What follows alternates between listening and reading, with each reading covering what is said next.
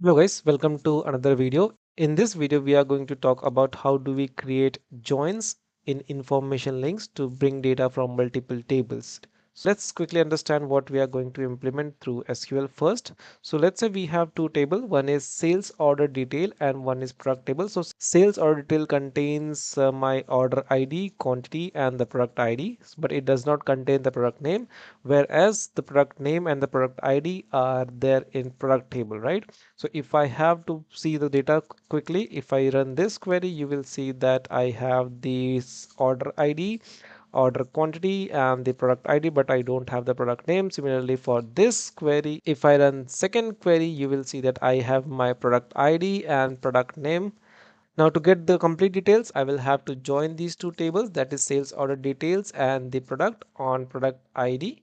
So if I run this query, you will see that I have sales order ID, product ID, quantity, and also the product name. Now we will do the same thing in Spotfire using information links. So for that, we go to Spotfire. So let's quickly revise. To create an information link, we need three steps. One is to create data source, second is to create elements, and third is to create information link using elements. For that, we go to data information designer. We already have set our data source. If you want to know how do we do this, you can go back and see our video on how to create information links, right? So we have the data source ready. We have to create now elements.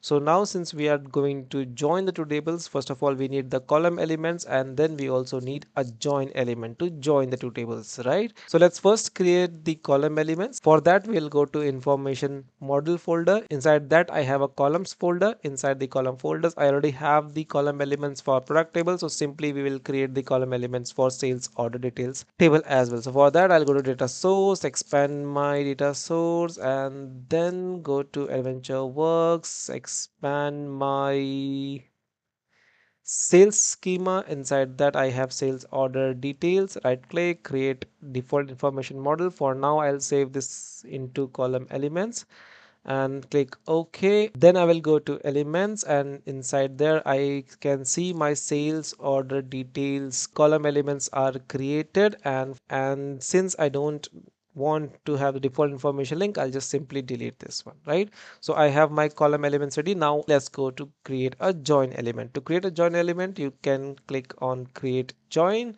and then it will automatically take you to the data source tab, and there you can create the join. So I want to join the two tables, that is sales order details and my uh, production dot product table. Okay, so from sales order details I'll get the product ID, and then from the product table I'll get the product ID, right?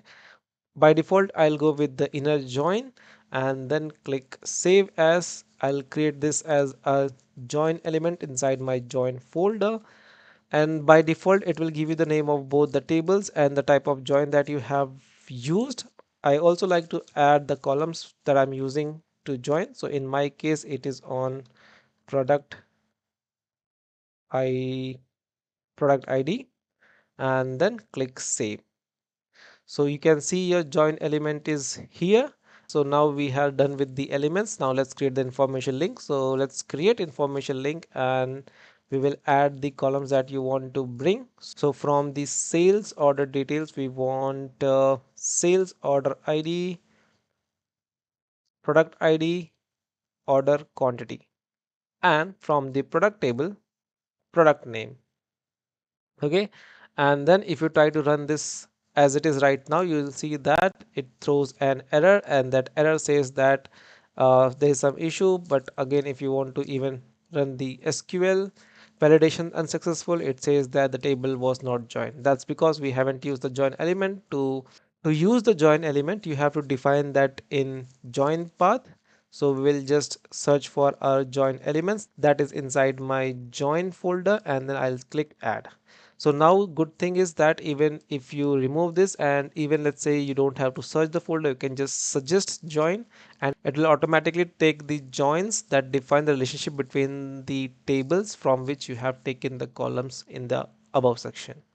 Okay, and then now if you click on SQL, it will be validated and it is good to go. You can see the query, and then we will save this, and here we will save this into our information link folder, and we will name this as sales order and product details.